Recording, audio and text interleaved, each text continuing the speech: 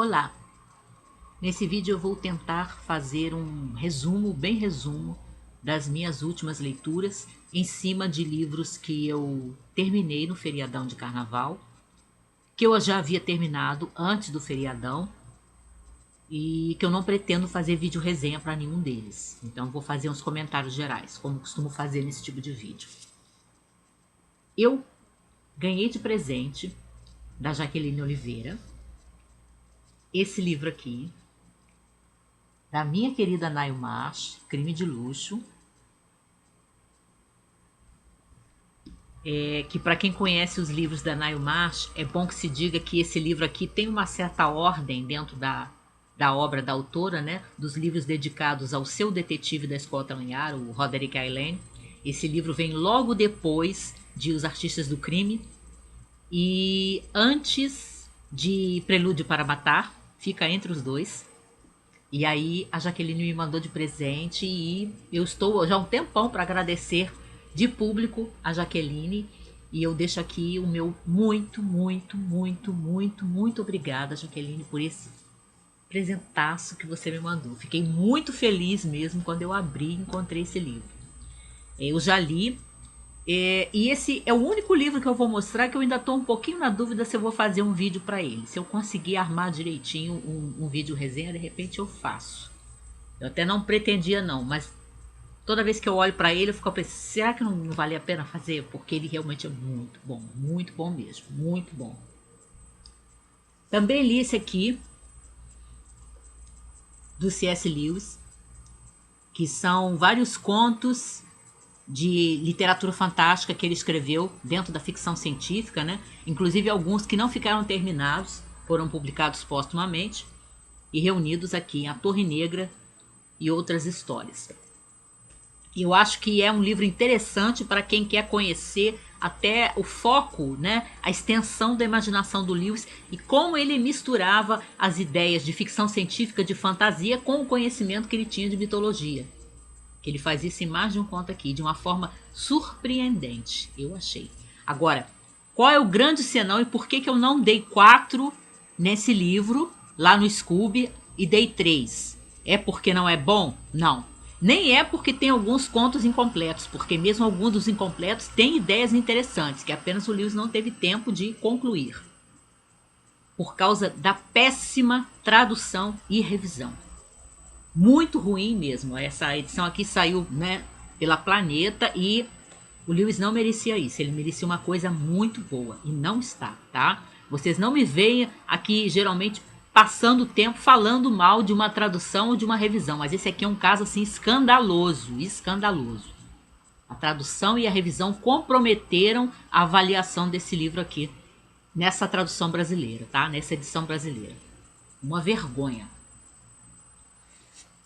Aí, durante o feriadão, né, eu consegui terminar também esse aqui que estava pendurado já há algum tempo, que eu comecei a ler ainda na primeira maratona do ano. Eu terminei o Rua Augusta, da Maria de Lourdes Teixeira. Eu demorei a terminar esse livro brasileiro, que eu estava até comentando nos vídeos da maratona, quem pegar vai ver, que estava bom, mas eu cheguei numa parte que a autora começa a descrever uma viagem da qual participam as principais personagens femininas do livro, e é tão extensa, é tão repetitiva, que parece um trecho de livro de turismo. E aí eu empaquei nesse pedaço durante semanas, até tomar coragem e pegar de novo, e aí a parte final fica boa, mas comprometeu também a qualidade desse livro. Esse longo trecho, que para mim é assim fastidioso, é maçante, lembra um guia de turismo, que ela faz as personagens, né, viajarem. E aí ela vai descrevendo as viagens, descrevendo tudo que elas viram e as recepções que elas tiveram no lugar X, no lugar Y. Ai, isso não é para um romance, no meu entender. Isso comprometeu a qualidade do Rua Augusta. Aí, eu terminei, ainda no feriadão, 3 ingleses e 3 russos. Gostei bastante, embora não tenha dado 4, eu daria assim um 3,5 para ele. Porque eu acho assim que ele não desenvolve, né, nesse livro de aventura do do Júlio Verne, ele não desenvolve tanto os personagens, até alguns que ele insinua que são figuras que poderiam ser mais simpáticas, mais cativantes para o leitor, ele não desenvolve muitos personagens, fica mais a serviço da aventura. O início é até um pouquinho morno, depois fica bem interessante mesmo, mas eu não dei 4 para ele por isso, porque eu acho que quando ele vai falar, por exemplo, da amizade que surge entre um dos cientistas ingleses e um dos russos, né, entre o Miguel Zorn, que é o russo, e o Emery, que é o inglês, você não tem assim situações concretas, momentos concretos para mostrar essa amizade. Você tem só o Júlio Verne dizendo que os dois rapazes ficaram muito amigos, né? Então é um livro legal, é um livro com aventura também. É um livro que, ainda que de passagem, o Verne vai criticar aqueles ciúmes profissionais, né? Aqueles ciúmes entre autoridades de diferentes países e que às vezes deixam a rivalidade estragar, atrapalhar o trabalho em comum que estão fazendo, como é o caso, né, desses cientistas ingleses e russos, que isso chega a acontecer entre as duas maiores autoridades, né, de um grupo e do outro.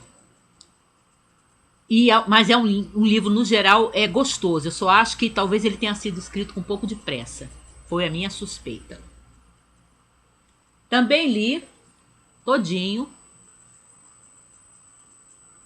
Vento Leste, Vento Oeste, da Pearl Book, que é uma autora americana. Ela viveu muitos anos na China, né? Porque os pais dela eram missionários, então ela viajou ainda pequena para a China, né? Indo com os pais.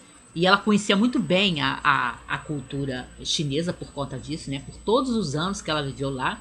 Esse foi o seu primeiro romance, saiu em 1930. A autora ganhou um Nobel, não lembro agora a data, mas ela é uma das ganhadoras do Nobel. E escreveu muitos e muitos romances depois desse. Esse foi o seu primeiro.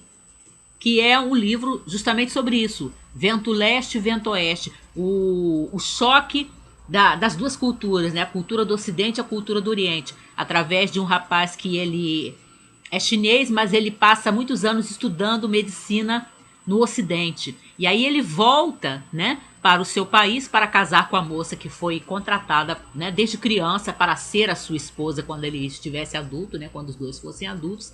Mas ele procura conduzir o casamento dele mais à maneira ocidental, né? E isso vai criando assim uns estranhamentos, umas dificuldades para a esposa dele, que tem essa visão, né, mais tradicional, mais conservadora, mas dentro dos costumes, da visão, da ideologia chinesa, né, daquela época, da primeira metade do século XX, que tem que conviver com o marido, né, que já traz essas visões, né, que vem do Ocidente. Daí o título, Vento Leste e Vento Oeste. Tem mais coisas aqui também. Ele é interessante, ele é contado do ponto de vista, narrado na primeira pessoa, pela jovem esposa chinesa, né, contando como é que foi e como é que o marido dela era estranho, né, certos hábitos assim que ela vai observando, que a chocam algumas vezes. E eu só achei que quando chega assim, lá pela página, ele tem pouco mais de 200, lá pela página 80 mais ou menos, ele cai. Tem alguns momentos, alguns episódios do livro que eu acho que ela poderia ter desenvolvido melhor. Eu acho que ela passou assim muito por cima, talvez porque tenha sido o seu primeiro livro, não sei. Foi o primeiro romance que eu li da autora. O primeiro romance, eu só havia lido coisa curta dela antes, não muito.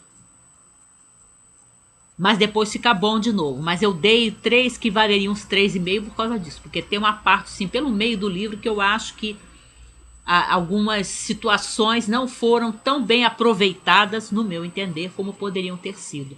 Para, né, o tipo de trama que é tão interessante. Mas é bom, não é uma perda de tempo, tá? E continuo a ler esse aqui, que eu adiantei bastante no feriadão de carnaval, continuo lendo, né, o História do Cinema, no Mark Cousins, está excelente, excelente. Deve faltar pouco mais de 100 páginas agora, 120 talvez, por aí, porque tem as notas no final, glossário, isso não vou ler mesmo, referências bibliográficas, né, mas não dá para ler rápido, porque ele tem um lado técnico, ainda que não seja um livro dirigido apenas aos entendidos de cinema, né, aos estudantes de cinema, não é o caso.